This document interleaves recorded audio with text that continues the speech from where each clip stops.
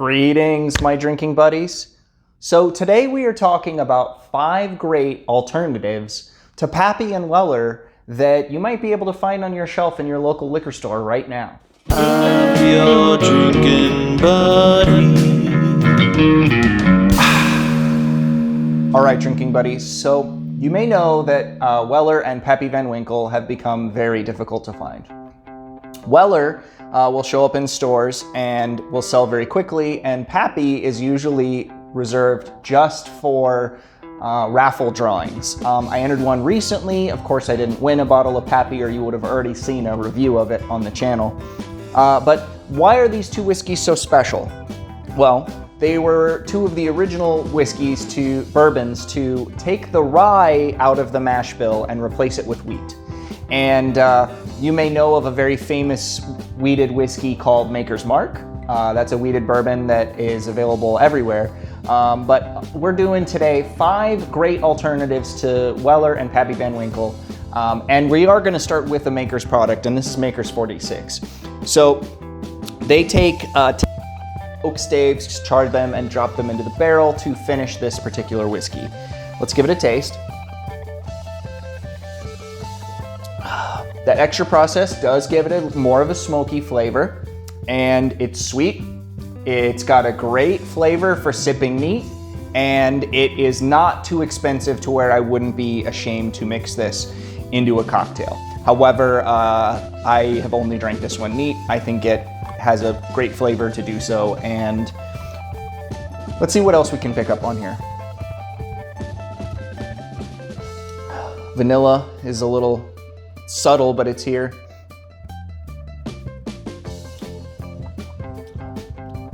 There's a little bit of a peanut quality going on. A lot of people say the wheated bourbons have a peanutty thing going on. I don't always pick that up, but I do on this one.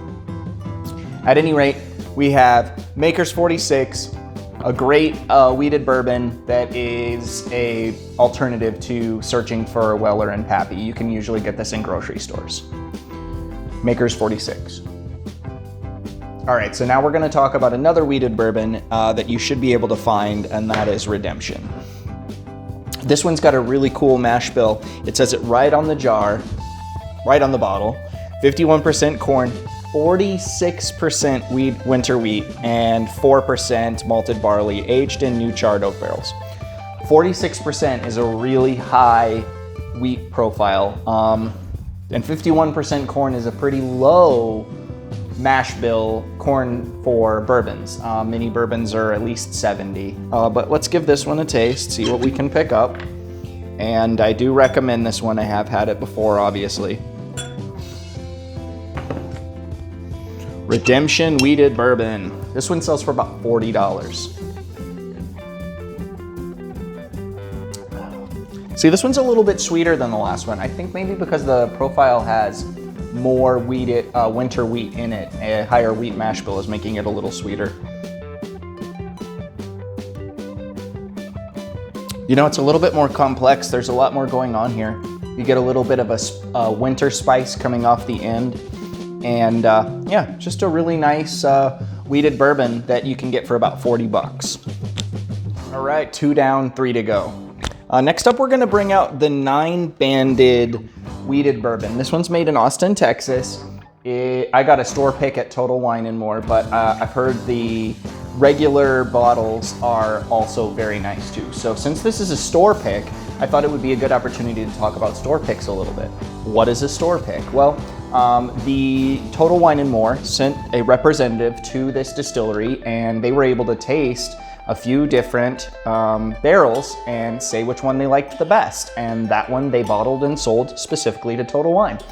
And you'll notice that sometimes grocery stores get these, but usually it's liquor stores. We've seen a lot of them showing up at our local Total Wine lately, me and my close circle of bourbonites. But this one is really nice. It's about $40, Austin, Texas. I don't know how many states it's available in, but I know it's available in Texas and Arizona, and I know that it is excellent. I have used this in the past for a cocktail in my Super Bowl special, link in the description, but it is just a really nice bourbon to drink neat.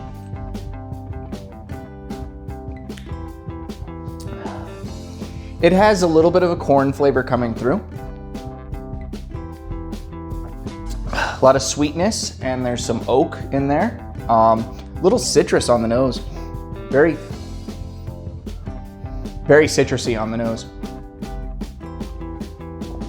9-banded wheated bourbon, really nice stuff, about 40 bucks. Hope you can find it in your area. Next up, we are going to break out the Smooth Ambler Big Level. This is a wheated bourbon. It's sitting at 50% alcohol, 100 proof. This is one that is made in West Virginia, and Smooth Ambler Spirits don't make exclusively wheated bourbons, but this one is a wheated bourbon, and I really like it. Let's give it a taste. This one sells for a little bit more than the rest. This one's about $50. Ooh, I didn't rinse my glass. Should have rinsed my glass. Always rinse your glass in between tastings. Smooth Ambler Big Level Wheated Bourbon.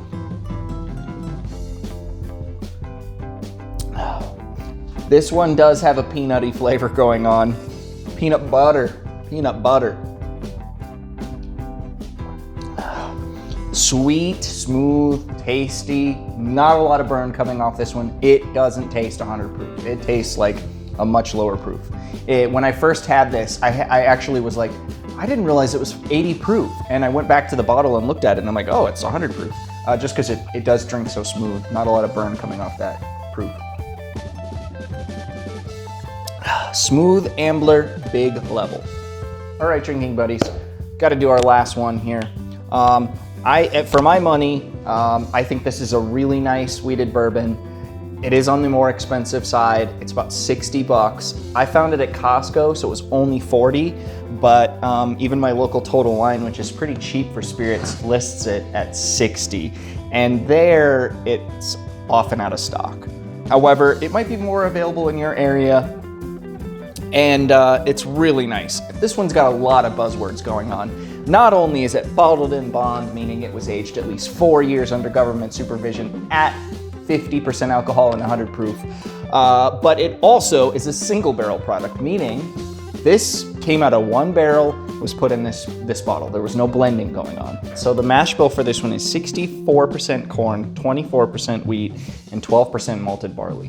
Now, Buffalo Trace, the makers of Weller and Pappy, keeps their mash bills pretty secret, but we know that the wheat is between 16 and 18%, according to what I've read online. So this is a higher wheat mash bill than what we would have in Pappy and Weller. However, I don't think that's a bad thing. This is a really nice bourbon. Now let's give it a taste. Now, this being a single barrel product, that does mean that there could be variances in flavors between this and another barrel batch. But this is the only one I've ever had, and I like it. So we're putting it on the list. Wilderness Trail Bourbon. Oh, and this is from